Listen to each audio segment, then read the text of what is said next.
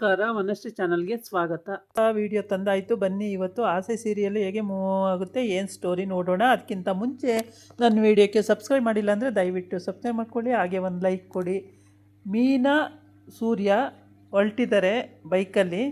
ಅಂದರೆ ರೋಹಿಣಿ ಇಲ್ಲಿ ಚಾಡಿ ಹೇಳ್ಕೊಟ್ಟು ಈ ರೀತಿ ನಮ್ಮನಿಗೆ ಎಲ್ಲ ತೊಂದರೆ ಕೊಡಿಸ್ತಿದ್ದಾಳೆ ಅನ್ನೋದು ಅವರ ಇಂಟೆನ್ಷನ್ ಆಗಿದೆ. ಹಾಗಾಗಿ ಮತ್ತು ಈ ಕಡೆ ತಾರನೂ ಕೂಡ ಏನೋ ಹೇಳಿಕೊಟ್ಟು ಅತ್ತೆಗೆ ನನ್ನನ್ನು ಎತ್ಕಡ್ತಿದ್ದಾಳೆ ಅನ್ನೋದು ಮೀನನ್ನ ಅನುಮಾನ ಆಗಿದೆ. ಅದನ್ನು ಹೋಗ್ಬಿಟ್ಟು ಅವಳು ಗಂಡನ ಹತ್ರ ಹೇಳ್ತಾಳೆ. ಹೇಳಿದಾಗ ಅವನು ತಾರ ಮರಿ ಆ ಥರ ಮಾಡಲ್ವಲ್ಲ, ಅದು ಒಳ್ಳೆ ಹುಡುಗಿ, ಯಾಕೆ ಮೀನಂಗೆ ಈ ಥರ ಅನುಮಾನ ಬಂದಿದೆ ಅಂತ ಅವನು ಯೋಚನೆ ಮಾಡ್ತಾಯಿರ್ತಾನೆ. ನಾನು ಏನು ಮಾಡೋಕ್ಕೋದ್ರೂ ಬೇಡ ಅಂತಾರೆ, ರಂಗೋಲಿ ಹಾಕೋಕ್ಕೋದ್ರೂ ಬೇಡ ಅಂತಾರೆ, ಮತ್ತು ಇದು ಅಡುಗೆ ಮಾಡೋಕ್ಕೋದ್ರೂ ಬೇಡ ಅಂತಾರೆ, ನಾನು ಏನು ಮಾಡೋಕ್ಕೋದ್ರೂ ಬೇಡ ಅಂತಾರೆ ನಾನು ಏನು ಮಾಡಲಿ ಅಂತ ಅಳ್ತಾಳೆ.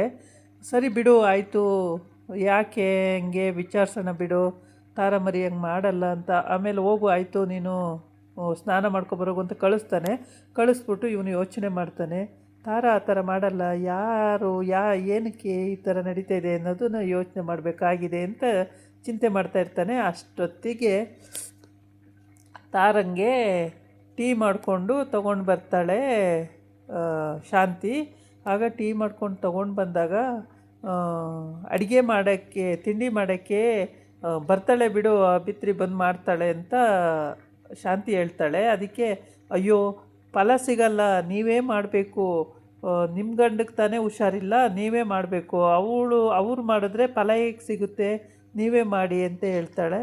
ಹೌದಾ, ನಾನೇ ಮಾಡಬೇಕಾ, ನನಗೆ ಫಲ ಸಿಗಲ್ವಾ, ಆಯಿತು ನಾನೇ ಮಾಡ್ತೀನಿ, ಆ ಬಿತ್ರಿ ಬಂದರೆ ನಾನು ಬಿಡಲ್ಲ ಮಾಡೋಕ್ಕೆ ಅಂತ ಹೇಳ್ತಾಳೆ.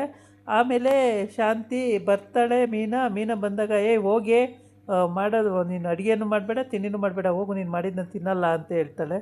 ಯಾಕತ್ತೆ ಅಂತಂದರೆ, ಏನು ಅಷ್ಟು ಚೆನ್ನಾಗಿ ಅಳ್ಳಾಡಿಸ್ತೀಯಲ್ಲ, ಅದಕ್ಕೆ ಬಂದುಬಿಟ್ಲು ಮಾಡ್ತೀನಿ ಅಂತೇಳಿ, ಹೋಗಿ ಈಗ ಸುಮ್ಮನೆ ಅಂತ. ಆಮೇಲೆ ಸರಿ ಬಿಡಿ ಅಂತೇಳ್ಬಿಟ್ಟು ಅವಳು ಸ್ನಾನ ಮಾಡ್ಕೊಂಬಂದಿದ್ದೀನಿ ಅಂತ ಪೂಜೆ ಮಾಡೋಕ್ಕೆ ಹೋಗ್ತಾಳೆ. ಪೂಜೆ ಮಾಡೋಕ್ಕೆ ಹೋಗಿದ್ರೆ ಅಲ್ಲಿಗೂ ಬಂದುಬಿಟ್ಟು ಪೂಜೆ ಮಾಡಬೇಡ, ಹೇಳು ಮೇಲೆ ನೀನು ಪೂಜೆ ಮಾಡೋಕ್ಕೆ ಹೋಗಿ ಕೂತಿದ್ದೀಯ ಆಗಲೇ ಅಂತ ಅಲ್ಲೂ ಬೈತಾಳೆ. ಆಮೇಲೆ ನೀವೇ ಪೂಜೆ ಮಾಡಿ ಅಂತ ತಾರ ಹೋಗಿ ಅಡುಗೆ ಮನೆಗೆ ಹೇಳ್ತಾಳೆ. ಅವರು ಪೂಜೆ ಮಾಡ್ತಾಯಿದ್ದಾರೆ, ನೀವು ಹೋಗಿ ಪೂಜೆ ಮಾಡಿ, ಫಲ ನಿಮಗೆ ಸಿಗಬೇಕು, ಅವ್ರು ನಿಮ್ಮ ಯಜಮಾನರು ಹುಷಾರಾಗಬೇಕು ಅಂದರೆ ನೀವು ಪೂಜೆ ಮಾಡಬೇಕು, ಅವ್ರು ಪೂಜೆ ಮಾಡ್ತಾವ್ರೆ, ಹೋಗಿ ಪೂಜೆ ಮಾಡಿ ನೀವು ಅಂತೇಳಿ. ಸರಿ ಅಂತ ಅಲ್ಲೂ ಪೂಜೆ ಮಾಡಿ ಅಲ್ಲಿಗೆ ಹೋಗ್ತಾಳೆ, ಪೂಜೆ ಮಾಡ್ತಾಳೆ. ಅದಾದಮೇಲೆ ಮತ್ತೆ ಅಡುಗೆ ಮನೆಗೆ ಬರ್ತಾಳೆ. ಅಡುಗೆ ಮನೆಗೆ ಬಂದು ಮೀನಾ ಅಡುಗೆ ಮನೆಗೆ ಬರ್ತಾಳೆ.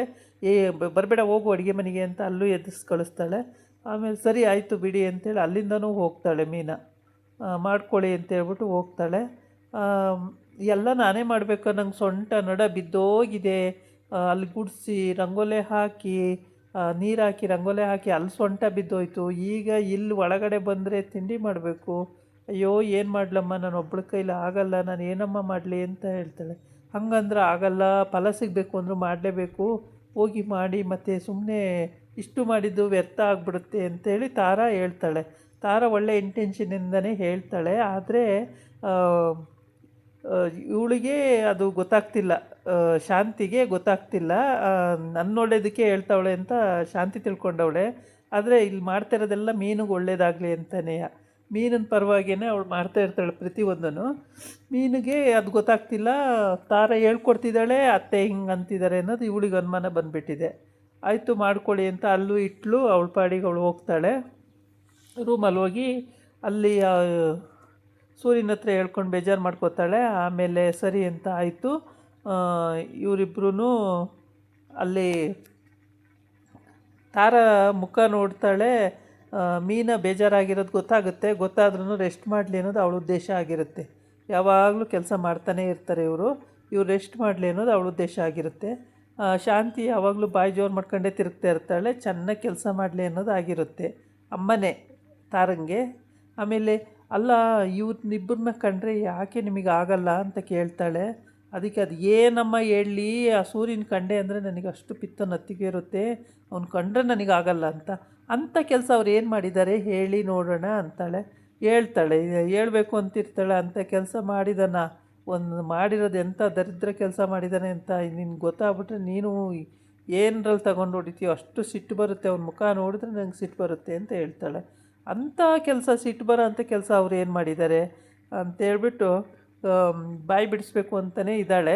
ಬಾಯಿ ಬಿಡ್ಸೋಕ್ಕೆ ಕೇಳೋಕ್ಕೆ ಅಂತಲೇ ಇದು ಮಾಡ್ತಿದ್ದಾಳೆ. ಆಮೇಲೆ ಅಲ್ಲಿಂದ ಪೂಜೆನೂ ಮಾಡ್ತಾಳೆ. ಶಾಂತಿನೇ ಪೂಜೆ ಮಾಡ್ತಾಳೆ. ಪೂಜೆ ಮಾಡಿ ತಿಂಡಿನೂ ಮಾಡ್ತಾಳೆ, ಮನೆ ಕೆಲಸನೂ ಅವಳೇ ಮಾಡ್ಕೊಳ್ತಾಳೆ. ನಾನು ಸ್ವಲ್ಪ ಎಲ್ಪ್ ಮಾಡಲಾ ಅಂತ ತಾರ ಬರ್ತಾಳೆ. ಅಯ್ಯೋ ನಿನ್ಗೆ ಎಷ್ಟಮ್ಮ, ನೀನು ಬರಬೇಡ, ನೀನು ಆರಾಮಾಗಿ ತಿನ್ಕೊಂಡು ಉಣ್ಕೊಂಡಿರು, ನಿಂಗೆ ಏನು ಬೇಕು ಕೇಳು, ನಾನು ಮಾಡಿಕೊಡ್ತೀನಿ, ನೀನು ಇಷ್ಟೆಲ್ಲ ಕೆಲಸ ಮಾಡೋದು ಅಂತ ಯೋಚನೆ ಮಾಡಬೇಡ, ನಾನು ಹೆಂಗೋ ಕಷ್ಟಪಟ್ಟು ಮಾಡ್ಕೋತೀನಿ ಅಂತ ಹೇಳ್ತಾಳೆ. ಮತ್ತು ನೋವು ಅಂತೀರಾ ಅಂತ.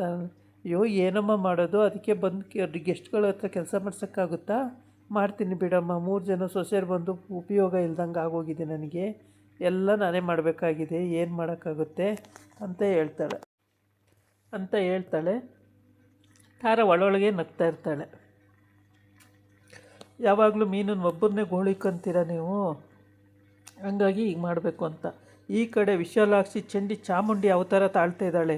ಯಾವ ಕಾರಣಕ್ಕೂ ಆ ಮನೇನ ನಾನು ಬಿಡಲ್ಲ, ಶಾಂತಿ ನನ್ನ ಹತ್ರ ಆಟ ಆಡಬೇಡ, ದುಡ್ಡು ತೊಗೊಂಡಿದೀಯಾ, ಯಾವ ಕಾರಣಕ್ಕೂ ನಾನು ಬಿಡಲ್ಲ ಅಂತೇಳಿ ಅವಳು ಶಪಥ ಮಾಡ್ತಾಯಿದ್ದಾಳೆ. ಜನಗಳನ್ನ ಇಟ್ಕೊಂಡಿದ್ದಾಳೆ, ಅವ್ರಿಗೆಲ್ಲ ಹೇಳಿ ಕಳಿಸ್ತಾ ಇದ್ದಾಳೆ. ಇದನ್ನು ಯಾರು ಮಾಡಿದ್ದು ಅಂತ ಹೆಂಗೆ ಗೊತ್ತಾಗುತ್ತೆ ಅಂದರೆ, ಸೂರ್ಯಂಗೂ ಮೀನುಂಗೂ ಹೋಗ್ತಿರುವಾಗ ಆಕ್ಸಿಡೆಂಟ್ ಮಾಡಿಸ್ತಾಳೆ. ಆಕ್ಸಿಡೆಂಟ್ ಮಾಡಿ ಅಕಸ್ಮಾತ್ ಸಿಕ್ಕಾಕೊಂಡ್ರೆ ಏನು ಹೇಳಬೇಕು ಅಂತ ಗೊತ್ತಲ್ವಾ ಅಂತ ಕೇಳ್ತಾಳೆ. ಗೊತ್ತು ಮೇಡಮ್ ಅಂತ.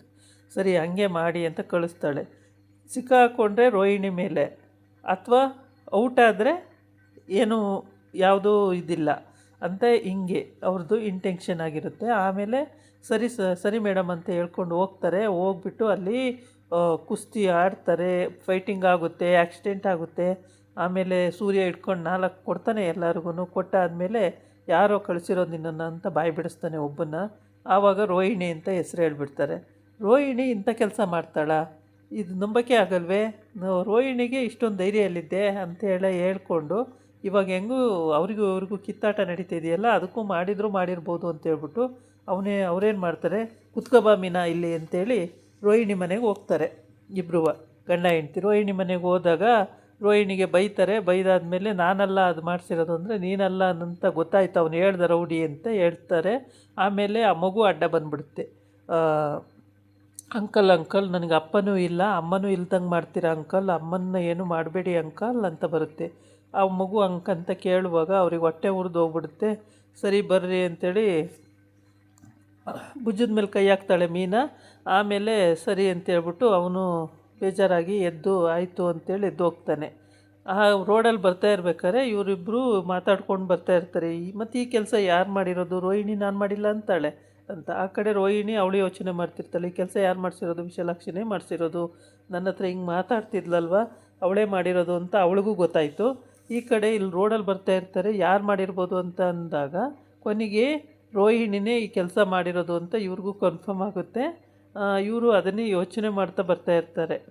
ರೋಹಿಣಿಗೆ ಸುಮ್ಮನೆ ಬಿಡಬಾರ್ದು, ಅವಳು ನಮ್ಮನ್ನು ಯಾಕೆ ಬದುಕಕ್ಕೆ ಬಿಡ್ತಾ ಇಲ್ಲ ಅಂತೇಳ್ಬಿಟ್ಟು ಹಿಂಗೆ ಯೋಚನೆ ಮಾಡ್ಕೊಂಡು ಮಾತಾಡ್ಕೊಂಡು ಬರ್ತಾ ಇರ್ತಾರೆ.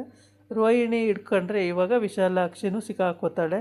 ಮನೆಯದು ಪತ್ರನೂ ಹೋಗಿದೆ ಅಂತ ಗೊತ್ತಾಗುತ್ತೆ. ಪ್ರತಿಯೊಂದು ವಿಷಯನೂ ಇಲ್ಲಿ ಬಯಲಿಗೆ ಬರುತ್ತೆ. ಇಲ್ಲಿವರೆಗೆ ಗುಟ್ಟಾಗಿ ಏನು ಇಟ್ಟಿದ್ದಾರೋ ಅದೆಲ್ಲ ಬಯಲಿಗೆ ಬರುತ್ತೆ. ಇದಾಗಿತ್ತು ಇವತ್ತಿನ ವಿಡಿಯೋ. ನಾಳೆ ಇನ್ನೊಂದು ವಿಡಿಯೋ ಜೊತೆ ಬರ್ತೀನಿ. ನಮಸ್ಕಾರ.